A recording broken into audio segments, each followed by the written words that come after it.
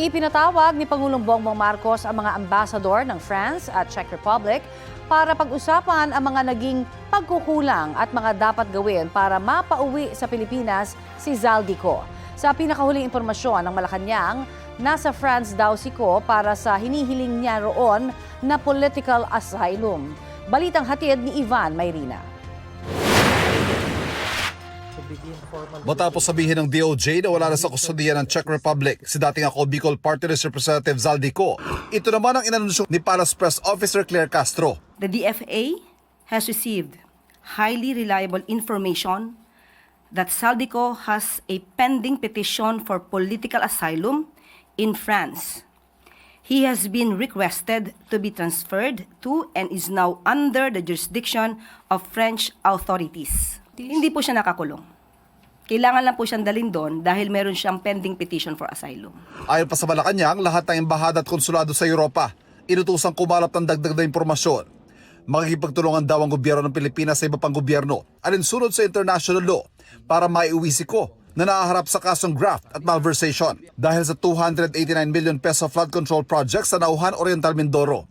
Magkakaroon ng pagpupulong, pinatawag po ng ating Pangulo, ang ambassador ng France at pati ang ambassador ng Czech Republic or Charge d'Affaires.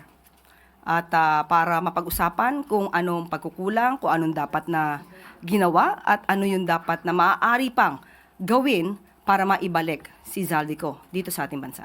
Ang asylum ay proteksyon ay ginagawa ng isang estado sa mga individual na inuusig dahil sa kanilang lahi, relihiyon o political opinion o di kayo tumatakas mula sa giyera at torture. Sa France, ang French Office for the Protection of Refugees and Stateless Persons ang nagsusuri at magpapasya kung bibigyan ng proteksyon ng aplikante. Kung gagawa ng refugee status ang individual, pwede siyang bigyan ng 10 taong renewable residence permit. Maaari rin siya mag-apply para maging French citizen. Political persecution.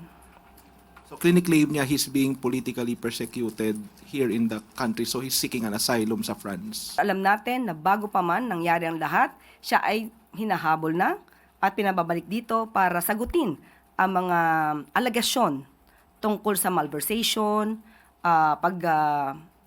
pagnakaw di umano ng pondo ng bayan. So wala pong masasabing political persecution dito. Maliwanag po yan. Habang may asylum petition, malaya si Ko na gumalaw hindi lang sa bansang France, kundi maging sa kabuang 29 na bansa ng Schengen area sa Europa.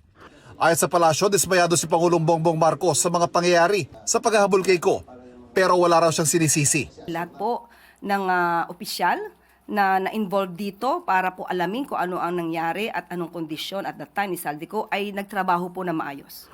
Ivan Mayrina nagbabalita para sa GMA News.